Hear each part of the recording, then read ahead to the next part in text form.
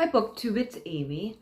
Last night I read Balzac's 1842 novel titled Albert Savarus, and it reminded me a bit of his great novel Cousin Bet, but I didn't catch on to that until about halfway through the novel. For the first half of the novel, I was reading and operating under the assumption that this was just another one of Balzac's romance novels, romance stories. A story about a young woman who comes to the realization that she is in love for the first time and manages to win the man in question, and for better or for worse ends up married to him, which is how a lot of Balzac's early stories seem to go. But this is not that story. This is a tragedy of sorts.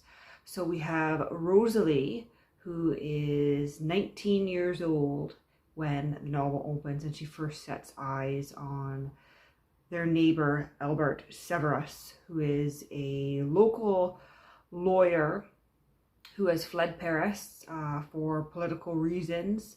He is in some ways hiding his true identity and true name to garner the support of the local churchmen and the local business owners in the hopes that they will vote to send him in back to Paris to have a political seat where he will eventually win the favor of the woman that he hopes to marry, a woman who is already married, who he has been waiting for and corresponding with for 12 years, and they are waiting for the lady in question for her husband, who is quite old, to die, but the old man holds on, and the woman has some affection for her husband and has no desire to leave him.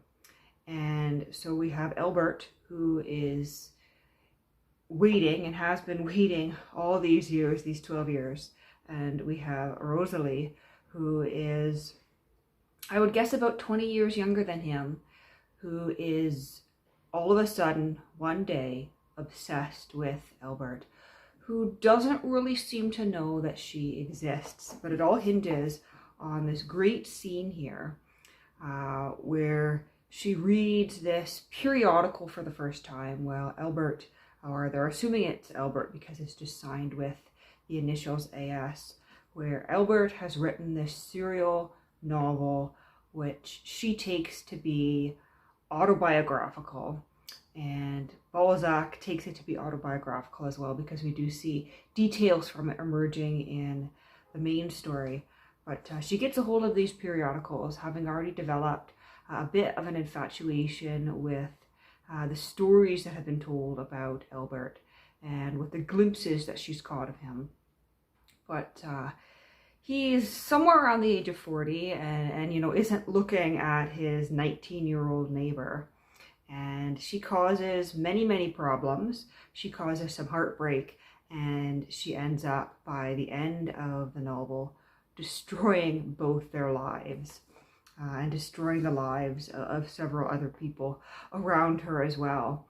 And she even manages to drive off the one suitor that her parents had hoped she would marry. But it all hinges on this moment when she first gets her hands on this romance novel written by AS in this new local periodical. And she's described as having been brought up very religious and very sheltered. And so she really hasn't read any fiction in her entire life. And I'm not sure whether Balzac is going for the whole effect of, oh, you know, the fiction, the romance turned her head. And this is a cautionary tale not to shelter young women so much. Or whether he's just, you know, going in for the drama of it all. But it does all hinge here on this moment when Rosalie, who has become somewhat crafty, convinces her father to purchase this review. And they are in town of Bescon.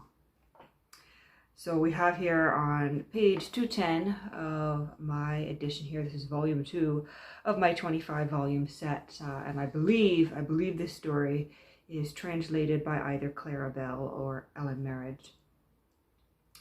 "Papa," said Rosalie, A review is published in Bescon. You ought to take it in and keep it in your room, for Mamma would not let me read it, but you will lend it to me. Monsieur de Watteville, who is her father, her name is Rosalie de Watteville. Monsieur de Watteville, eager to obey his dear Rosalie, who for the last 5 months had given him so many proofs of filial affection. Monsieur de Watteville went in person to subscribe for a year to the Eastern Review and lent the 4 numbers already out to his daughter. In the course of the night, Rosalie devoured the tale, the first she had ever read in her life, but she had only known life for 2 months past. And I like this picture here of her staying up late at night with her reading material, with these periodicals, perhaps hidden in the bed with her, holding a candle or a lamp of some sort, close to avoid being observed by her mother or one of the other people in the house, reading this literature that has been forbidden to her by her mother.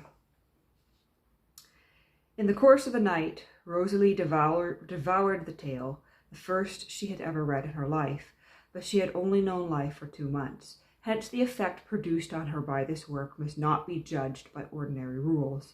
Without prejudice of any kind as to the greater or less merit of this composition from the pen of a Parisian who had thus imported into the province the manner, the brilliancy, if you will, of the new literary school, it could not fail to be a masterpiece to a young girl abandoning all her intelligence and her innocent heart to her first reading of this kind. Also, from what she had heard said, Rosalie, by intuition, conceived a notion of it which strangely enhanced the interest of the novel. She hoped to find in it the sentiments and perhaps something of the life of Albert. From the first pages, this opinion took so strong a hold on her that after reading the fragment to the end, she was certain that it was no mistake.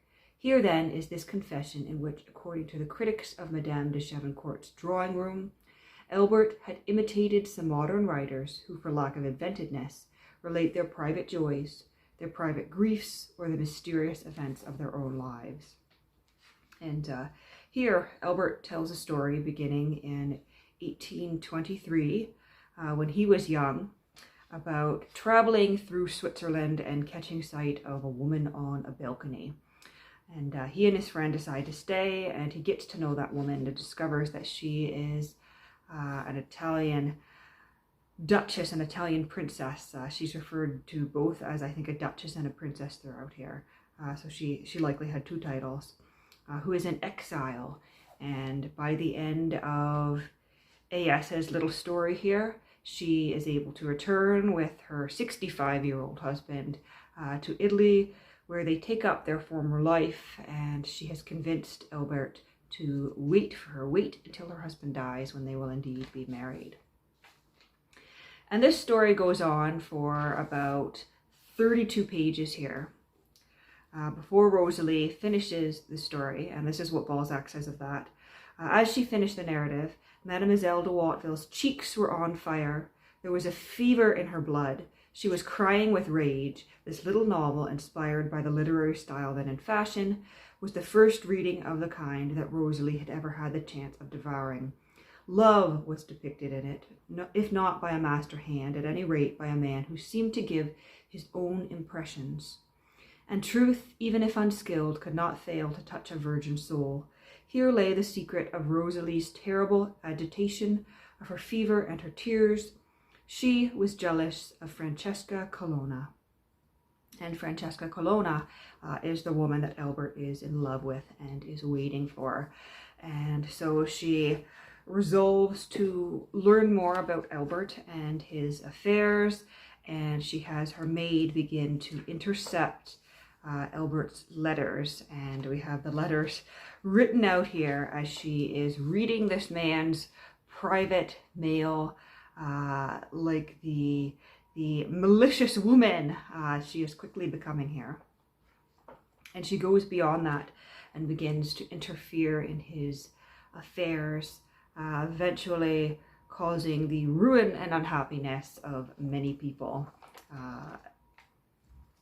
And it's a great little novel, and I can certainly certainly feel the same flavor of Cousin Bet in here, although Rosalie goes ahead in blindness, whereas I think Cousin Bet is very much aware of what she's doing. Cousin Bet knows that she's destroying lives, whereas Rosalie isn't even thinking about other people for most of the novel. She's rather just thinking about what she wants and how to gain love for herself and how to keep Albert there and not in the arms of this other woman. But slowly, we begin to realize that Rosalie is more in love with this idea of love and this idea of being a woman who has power over a man, rather than with Albert himself. Although she tries to see him, she tries to continue to interfere, she tries to get him to see her. For the most part, she seems more interested in eventually confronting this Duchess, eventually confronting Francesca, and showing her up, so to speak. And we do have a scene at the end where she goes to see Francesca, and they have this moment where she makes sure that her name is known to Francesca, and they look at each other from across the room, and that is that before Rosalie's final downfall. But definitely something I would recommend. I struggled a bit at the start, mainly because I don't think I understood where Balzac was going with this. As Rosalie started to read the novel published in periodical by Albert, I thought, oh, this is just kind of a cookie cutter romance that Balzac is writing here. I've seen him do this before. It's nothing new, and it's kind of lazy writing, I thought, to do a story within a story. But by the end of that little novel, and by the time that Rosalie began to interfere in Albert's affairs, I realized that, oh no, Balzac has done something quite different here and quite skillful here.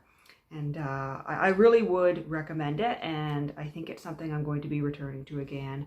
I'm making sort of a short list here as I read through these works by Balzac of the ones that I loved and that I want to return to. And this one made the very short list of the ones that I loved. There's about four works on that short list so far.